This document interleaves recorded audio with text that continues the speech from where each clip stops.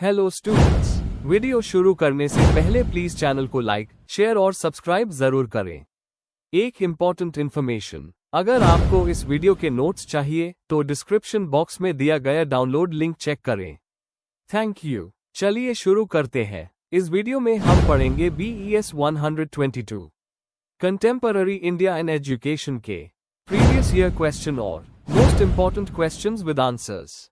ये क्वेश्चंस आपके एग्जाम के लिए बहुत इंपॉर्टेंट है। अगर आपने ये अच्छे से कर लिए तो एग्जाम निकलना पक्का है। Let's begin. Question 5, right short notes on any four of the following. A. Informal education. B. Individual aims of education. C. Educational thoughts of Rousseau. D. Educational thoughts of Swami Vivekanand. A. Manifest functions of school as an agency of education. F. Educational functions of media as an agency of education. Question explanation. इस question में हमें दिए गए topics में से 4 पर short notes लिखने हैं। हर नोट में कॉन्सेप्ट का मीनिंग, इंपॉर्टेंस और एजुकेशन से संबंध बताना है। फोकस क्लैरिटी और कंसाइज एक्सप्लेनेशन पर होना चाहिए जिससे मेन आइडियाज क्लियरली समझ आए। आंसर। इंट्रोडक्शन। एजुकेशन एक ऐसी कंटिन्यूअस प्रोसेस है जो हर व्यक्ति के जीवन में हर जगह चलती रहती है। ये सिर्फ स्कूल तक सीमित नहीं होती बल्कि हर अनुभव से हम कुछ ना कुछ सीखते हैं। इन topics, informal education, individual aims, Rousseau और विवेकानंदा के विचार, स्कूल और मीडिया के फंक्शंस से हमें एजुकेशन के अलग अलग पहलू समझने मिलते हैं। Main body. A. Informal education. Meaning. Informal education वो है जो स्कूल या कॉलेज के बाहर होती है, बिना किसी फिक्स्ड सिलेबस के।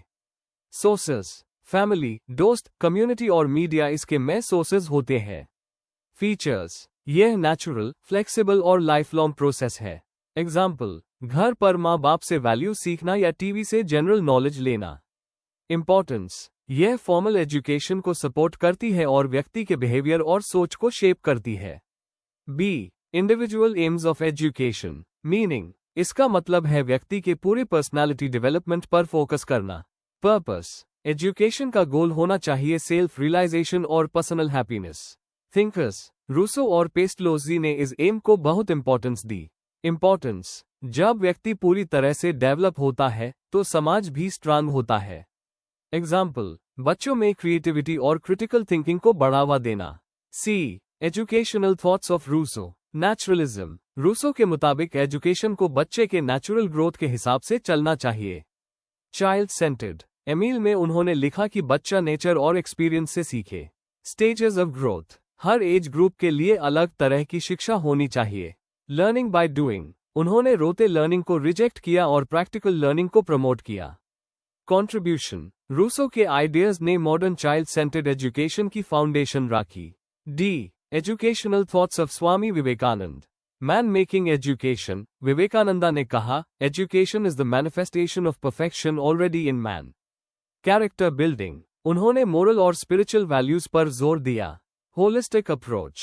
एजुकेशन बॉडी, माइंड और स्पिरिट तीनों को डेवलप करे। National upliftment. उन्होंने यूथ को सेल्फ कॉन्फिडेंस और पेट्रियटिज्म सिखाने पर जोर दिया। रेलेवेंस। आज के टाइम में उनके विचार वैल्यू बेस्ड एजुकेशन के लिए बहुत जरूरी है। A. Manifest functions of school as an agency of education. Knowledge transmission. School formal education देता है जैसे रीडिंग, राइटिंग और अरिथमेटिक। सोशलाइजेशन। स्टूडेंट्स डिसिप्लिन और टीम वर्क सीखते हैं। Skill development. School future jobs के लिए स्किल्स डेवलप करता है। अवैल्यूएशन। स्कूल्स प्रोग्रेस मेजर करते हैं और सर्टिफिकेशन देते हैं। Moral growth. Cocurricular activities से एथिकल और सिविक वैल्यूज डेवलप होते हैं। F. Educational functions of media as an agency of education. Information sharing. Media knowledge को लोगों तक जल्दी पहुंचता है। अवेयरनेस। सोशल और नेशनल इश्यूज पर लोगों को जागरूक बनाता है। Supplementary role. टीवी, रेडियो और इंटरनेट से डिस्टेंस लर्निंग पॉसिबल होती है। Interactive learning. Digital media participation और फीडबैक का मौका देता है। एग्जाम्पल, दूरदर्शन के एजुकेशनल प्रोग्राम्स और स्वयं जैसे ऑनलाइन प्लेटफॉर्म्स।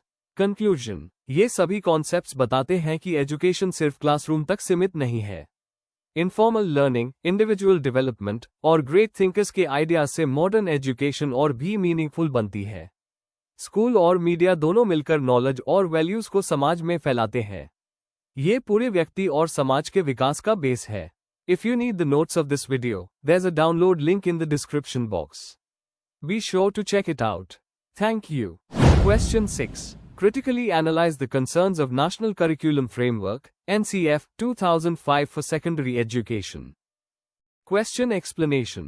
इस क्वेश्चन में हमें NCF 2005 के मेन कंसर्न्स और रेकमेंडेशंस को समझाना है, खासकर सेकेंडरी एजुकेशन के कॉन्टेक्स्ट में।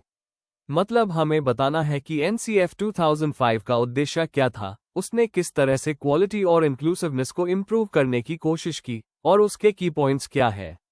Answer. Introduction. National curriculum framework NCF 2005 को NCERT ने डेवलप किया था ताकि स्कूल एजुकेशन को नए डायरेक्शन दी जा सके। इसका मेन गोल था एजुकेशन को चाइल्ड सेंटर्ड, इंटरैक्टिव और इंक्लूसिव बनाना। सेकेंडरी लेवल पर इसने क्रिटिकल थिंकिंग, क्रिएटिविटी और होलिस्टिक डेवलपमेंट पर फोकस दिया। इस फ्रेमवर्क ने इक्वालिटी, डेमोक्रेसी और सेकुलरिज्म जैसे कॉन्स्टिट्यूशनल वैल्यूज को भी प्रमोट किया ताकि एजुकेशन मीनिंगफुल और लाइफ से कनेक्टेड हो। Main body. 1. चाइल्ड सेंटर्ड और कंस्ट्रक्टिविस्ट अप्रोच। NCF 2005 कहता है कि लर्निंग एक एक्टिव प्रोसेस है जहां बच्चे अपना अंडरस्टैंडिंग खुद बनाते हैं। सेकेंडरी लेवल पर यह रोट लर्निंग के बदले इंक्वायरी बेस्ड लर्निंग और प्रोजेक्ट वर्क को एनकरेज करता है। टीचर का रोल एक गाइड या फैसिलिटेटर का होता है जो स्टूडेंट्स को सोचने और समझने में मदद करता है। एग्जाम्पल, एनवायरनमेंटल इशू पर ग्रुप प्रोजेक्ट या डिबेट करवाना।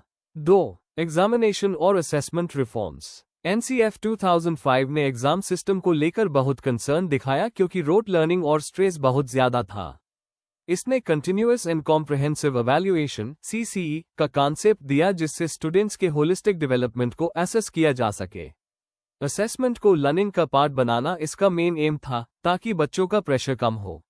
एग्जाम्पल, क्लास पार्टिसिपेशन, प्रोजेक्ट्स और पोर्टफोलियोज के जरिए इवैल्यूएशन करना।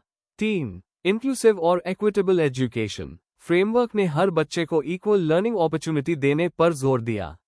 दलित, ट्राइबल, डिफरेंटली एबल्ड स्टूडेंट्स और गर्ल्स के लिए स्पेशल इंक्लूजन पॉलिसी की बात की गई।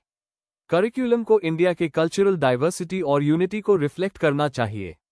एग्जाम्पल, टेक्स्ट बुक्स में रीजनल स्टोरीज और लोकल एग्जाम्पल्स इंक्लूड करना। 4. वैल्यूज, लाइफ स्किल्स और पीस एजुकेशन का इंटीग्रेशन। NCF 2005 ने वैल्यू बेस्ड और लाइफ स्किल बेस्ड एजुकेशन को बहुत इंपॉर्टेंस दी। यह स्टूडेंट्स को रिस्पॉन्सिबल सिटीजन बनाने में मदद करता है। क्लासरूम में मोरल स्टोरीज, डिस्कशंस और एक्टिविटीज के जरिए पीस, रिस्पेक्ट और कोऑपरेशन सिखाई जाती है। एग्जाम्पल, एनवायरनमेंटल प्रोटेक्शन या जेंडर इक्वालिटी पर एक्टिविटी करवाना। 5. करिकुलम फ्लेक्सिबिलिटी और वोकेशनल ओरिएंटेशन। NCF 2005 कहता है कि सेकेंडरी करिकुलम फ्लेक्सिबल होना चाहिए जिससे स्टूडेंट्स अपनी इंटरेस्ट और एबिलिटी के हिसाब से सब्जेक्ट्स चूज कर सकें। वोकेशनल सब्जेक्ट्स जैसे कंप्यूटर, एग्रीकल्चर और एंटरप्रेन्योरशिप को इंक्लूड करने की बात भी की गई। इसका मकसद एजुकेशन को प्रैक्टिकल और एम्प्लॉयमेंट ओरिएंटेड बनाना है। एग्जाम्पल, स्किल बेस्ड वर्कशॉप्स और फील्ड एक्टिविटीज करवाना। कंक्लूजन, NCF 2005 ने सेकेंडरी एजुकेशन को एक नए पर्सपेक्टिव से समझाया, जहां फोकस रोट लर्निंग से हटकर होलिस्टिक लर्निंग पर दिया गया। यह फ्रेमवर्क इक्वालिटी, क्रिएटिविटी और प्रैक्टिकल लर्निंग पर बेस्ड है। हाँ, इम्प्लीमेंटेशन में चैलेंजेस है, लेकिन इसका विजन इंडियन एजुकेशन को आगे बढ़ाने में मदद करता रहेगा। Before we end, please like, share and subscribe the channel for more such study materials and one important information अगर आपको नोट्स चाहिए, तो डिस्क्रिप्शन बॉक्स में डाउनलोड लिंक दिया हुआ है। जरूर चेक करें। Thank you.